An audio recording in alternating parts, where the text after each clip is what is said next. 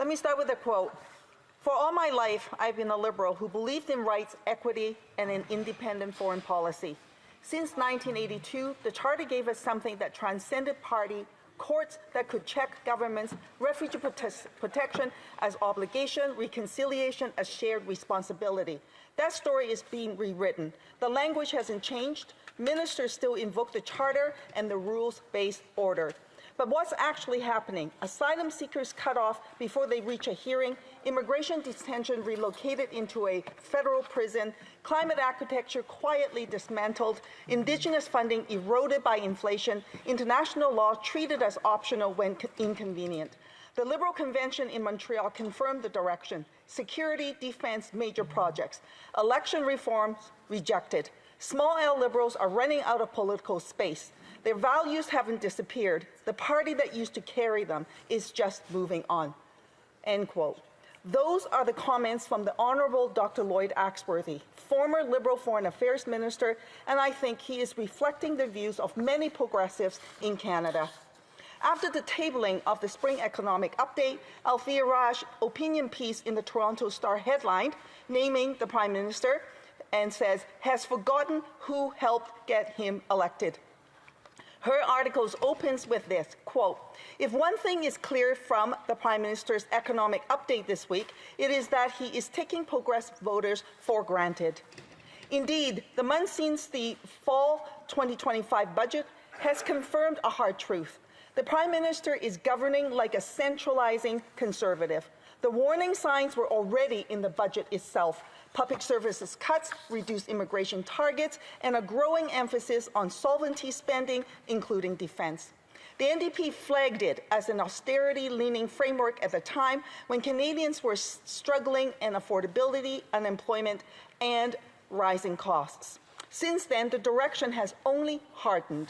This government has overridden labour action, forcing striking workers back on the job, drawing fierce backlash from unions.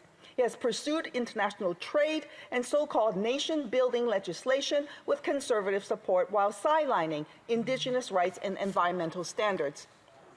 It has cut or constrained programs in areas like science, foreign aid, community support, and public services, all while expanding military commitments and giving big corporations significant tax incentives and benefits as they continue to make record excessive profits. Day by day, it's becoming clearer that this is not progressive governance. It is consolidation of power, of decision-making, and of priorities that tilt towards the market, mega projects, and militarization over people. It is government that asks working people to tighten their belts while opening the fiscal floodgates for defense and corporate-led growth. That's not balance. It's a political choice, and one that looks increasingly conservative by the day.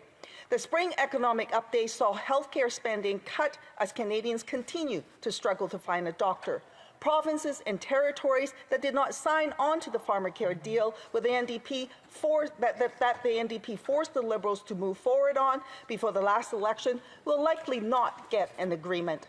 Meanwhile, mental health funding will not be renewed. The chronic underfunding for mental health and addiction continues. The highly touted dedicated funding for transit has been axed. Support for many critical services, including the Right Fit program for people with disability, will, quote, sunset. Canadians are worried about their future and are facing an everyday emergency to keep costs down. Instead of taking bold action that would actually make a difference in people's lives, the Prime Minister is relying on the private sector to save us. In fact, the Spring Economic Update ensures the private sector is the biggest beneficiary in this affordability crisis. With the creation of a $25 billion Sovereign Wealth Fund, Canadians will see public funds shoveled into privately owned projects that will make a few wealthy investors and CEOs richer than they already are, including big oil and gas companies, who are poised to reap over $90 billion in profits this year alone. The Prime Minister's approach is to take public tax dollars to subsidize private projects, all while income inequality is at a record high. Oxfam Canada's Wealth Inequality Report cited that in 2025, there were approximately 89 billionaires in Canada.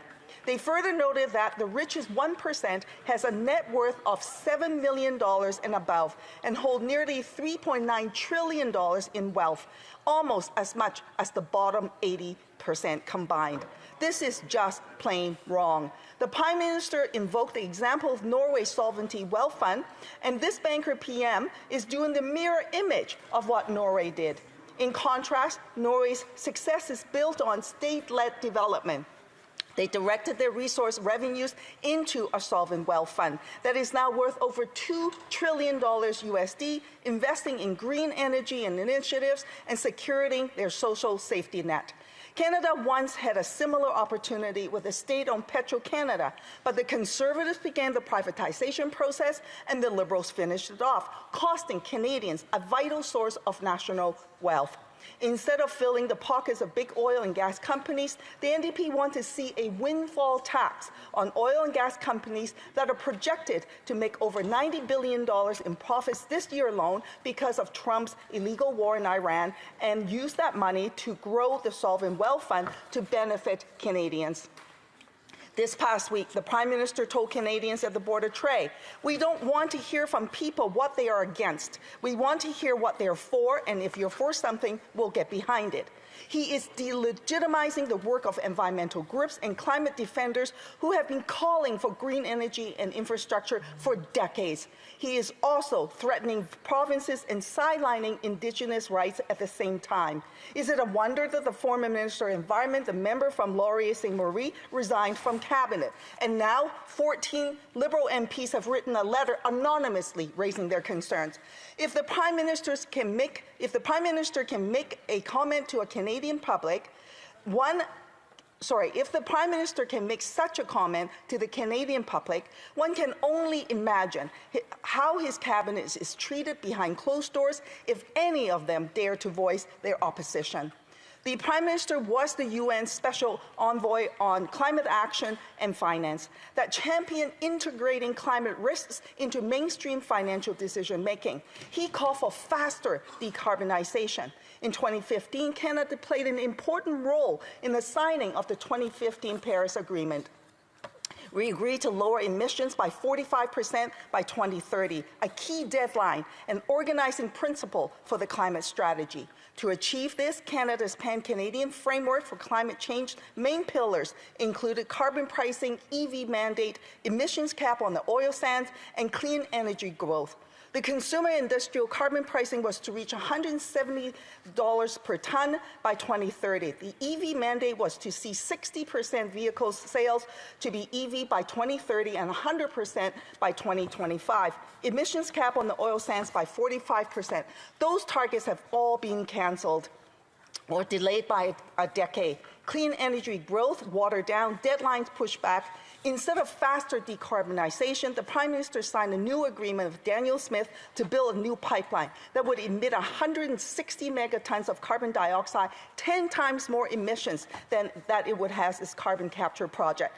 Canada would not meet its climate goals by 2030. The Canadian Climate Institute is saying Canada will not get to net zero by 2025.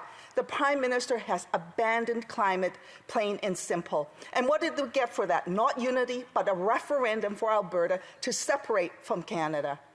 Moreover, Canada is on a path to significantly increase defense spending to 5% of GDP. We have barely had public debate about this, nor was this talked about during the election. National security matters, so does economic security. Because at the very same time as we consider major increases in defense spending, we're also hearing about fiscal restraint, about the need to limit spending on other areas. So, Mr. Speaker, let's be clear. When the government makes these choices, the hardest people who have to take this are people who rely on affordable housing, on the healthcare system, on income supports, on childcare, on mental health, on accessible public services. It falls on the middle income and low income Canadians. It falls on renters, on young people trying to get ahead. In other words, without careful and deliberate policy design, those trade-offs can deepen inequality. And we know that policy choices can make a difference in people's lives. This is what the Prime Minister is doing, Mr. Speaker. He is trading off the needs of Canadians for the oil and gas company who are already making billions and billions in profit. Questions and comments, questions et commentaires. The Honourable Parliamentary Secretary to Government House Leader. Yes, thank you, Mr. Speaker. I wonder if the member could give a clear indication on whether or not the NDP support in any way increasing natural resource exports. In particular, does the NDP support any sort of pipeline expansion? The member for Vancouver East. Thank you very much, Mr. Speaker. I'll tell you what the NDP stands for. The NDP stands for calling on the government to actually impose an excessive profit tax on the oil and gas company who are poised to make over $90 billion just this year alone in profits. That money should go into the Sovereign Wealth Fund. That money should go into green energy initiatives. That money should be going into support Canadians who are struggling with the affordability crisis. Questions and comments, questions et commentaires. The Honourable Member for Regina Lewand. Thank you very much, Mr. Speaker. And just an honest question to my friend from the NDP. Earlier, we had the member from Winnipeg North laughing about seniors not being able to afford food. And in one of my members' ridings, he said, "Oh, it's not." Order from the Parliamentary Secretary to Government House Leader. The member is imputing motives. That's just not true. And the member knows that. He should apologize for it. It's a matter of debate how members interpret things. I'll let the member for Regina Lewand finish his comments. All right. Well, thank you very much, Mr. Speaker. So back to the question I have is, I'm wondering from the member from BC, how many Canadians, how many people in your riding are actually better off than they were about 5 or 6 years ago? Do you have lots of people in your riding saying things have gotten better, or can you say that they've collectively gotten worse? Thank you very much, Mr. Speaker. There's no question the affordability crisis is hitting everybody. And of course, in my riding of Vancouver East as well, people are struggling to get by. What the NDP cannot accept is an economy wealth continues to concentrate at the top, where opportunity narrows for too many, and where public policy moves in ways that risks reinforcing that divide. This is not inevitable, Mr. Speaker. It is the result of the political decisions of this Prime Minister, and it is within our power to choose a different path. The NDP chooses a different path, and we say let's levy an excessive profit tax for those who are making billions of dollars at the expense of Canadians who are struggling to get by. Questions and comments, questions et commentaires. The Honourable Member for Abitibi-Témiscamingue. Thank you, Mr. Speaker. I recognize that my colleague believes in two things that she defends passionately. First, the living conditions of First Nations and also housing conditions. In the spring economic update, the government has not shown up on these two major concerns for many Canadians. And in the current context, the government has missed an opportunity to move forward with initiatives to give powers to First Nations with respect to housing. They could have had an investment fund involving them. Is my colleague disappointed given this absence of solutions for Indigenous housing and as the needs are growing? Member for Vancouver East. Thank you very much, Mr. Speaker, and I thank my colleague for his fantastic question. There's no question that I am deeply disappointed, deeply concerned that this Prime Minister has abandoned the Indigenous community. He's running roughshod and sidelining their Indigenous right, as has been enshrined in the UN Declaration for the Rights of Indigenous Peoples. On the housing side, the government in the economic update actually ensured the private sector are the biggest beneficiaries of the spring economic update, with $140 billion of measures towards housing. 2/3 of that is actually targeted towards the private sector in the way of benefits and tax incentives and so on. So only a small fraction of the money is actually invested in building housing, so much for building faster and more for the Canadians who need the housing the most. Questions et commentaires, questions and comments. The Honourable Member for Hamilton West and Castor-Dundas, a short question or comment. Thank you, Mr. Speaker. It's fascinating to hear the anti-capitalist rhetoric from the NDP, the party that is supposed to be representing workers. Will the member opposite acknowledge that there are thousands and thousands of workers who work in the private sector, work in the oil and gas industry, that make the steel, make the components that go into that industry and are benefiting from the government's investments?